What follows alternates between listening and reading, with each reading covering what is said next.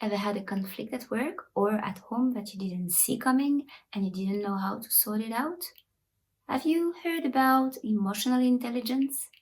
It is the ability that a person has to use their knowledge and skills to face their day-to-day challenges. It means using your emotions in a constructive and positive way to create a peaceful environment and interact with the people around you. To do that, you need to deeply know yourself, among other things. But don't worry, it is a talent that anybody can learn, and today we are going to see how.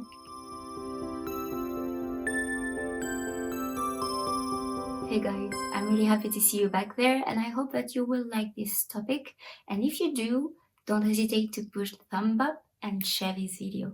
So usually we hear a lot about IQ, but lately we've learned that the EQ is actually as important and that the IQ alone is not sufficient anymore to help us find our happiness.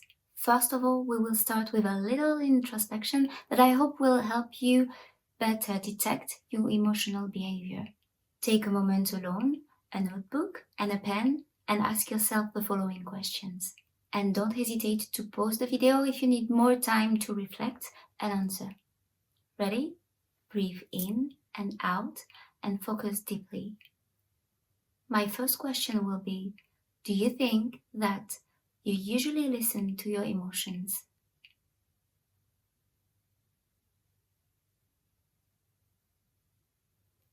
Okay, and now, what emotions do you think you feel the most? Do you easily express fear, anger, sadness, or joy? Do you think that some problems you usually encounter would be linked to some blocked emotions? Are you listening to the emotions expressed by the people around you? And finally, how do you react when someone expresses how they feel to you?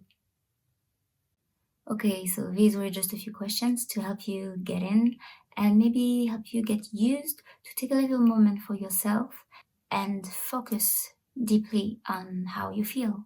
To measure your EQ, you need to take in account your capacity to understand situation and your emotions, your level of empathy and the way you connect to others, the impact they have on you, etc., and your ability to comprehend human relationships, the way they grow and develop, and how conflicts arise. Little tip, you can make a short list of your strengths and weaknesses. Are you a good listener? Generous, organized, available, trustworthy? And on the other side, you might be a little stubborn, selfish, authoritative, or impulsive.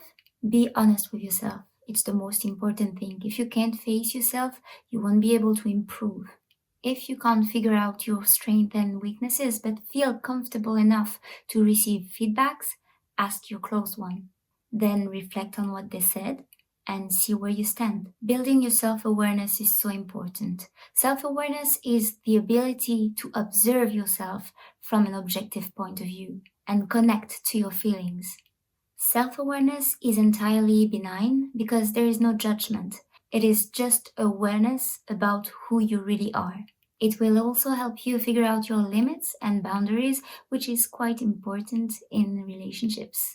You want to be able to tell the difference between when to take a step back and breathe from when you actually need to take actions. If you don't know your limits, you won't be able to explain them to the others. Accept the emotions that feel good, but also the more tricky ones that you feel when you are struggling with something. Emotions are the reflections of our internal life. It's like a radar that will teach you about yourself. They are there to add a little bit of color into our lives. Some will feel warm and some will feel cold, and yet they are also important, as expressing them is releasing energy. The first thing to understand is that there are actually no positive or negative emotions. Some are indeed a bit more difficult to receive, but we should welcome all of them because they are a big part of who we are, and denying them would be actually denying ourselves. And even if some people have proved that they can actually hold that distance for quite a long time, Is it really healthy? Do not try to handle them, to manage them the way you would any other task of your day. But instead, maybe try to domesticate them like you would a stray but cute animal that you would like to play with. Often, when we're kids, we are taught to shut down our emotions or quiet them a little bit to avoid annoying each other and therefore be accepted. And growing up, we keep building our social networks that way. We shut down fear, we keep sadness away, and we try to contain anger and even joy sometimes. Then we become adults, and knowing only that technique, we avoid listening to our emotions, afraid that they would destroy us.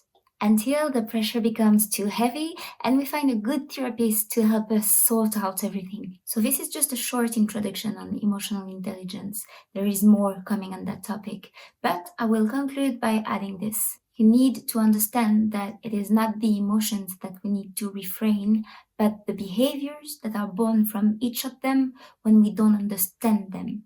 Stop trying to manage everything like the good little boss that you are. Unfortunately, psychology doesn't work like that. Feel, listen, and try to understand what made this or that emotion arise, and then reflect on the behavior you wanted to bring out. So, I hope that you like this topic. As I said, we will talk more about emotional intelligence in the coming videos. In the meantime, keep in mind that understanding your emotions will help you thrive. Your emotional skills are not innate, but abilities that you will soon acquire. Soon you will learn to juggle these emotions and it will help you adapt to all kinds of situations. You will learn to adapt and to act in accordance to your desires to build and maintain positive relationships. You will therefore be fairer in your decisions and create more authentic and sincere relationships that will help you diffuse conflicting situations. So tell me what you thought about this topic, if you want more videos like this, if you found it helpful, and if you need a little bit of help opening up and understanding your emotions, drop me a message. Again, if you like the video, do not hesitate to push the thumb up and share it to your close ones. In the meantime, don't forget to focus, breathe, rise. See you next time.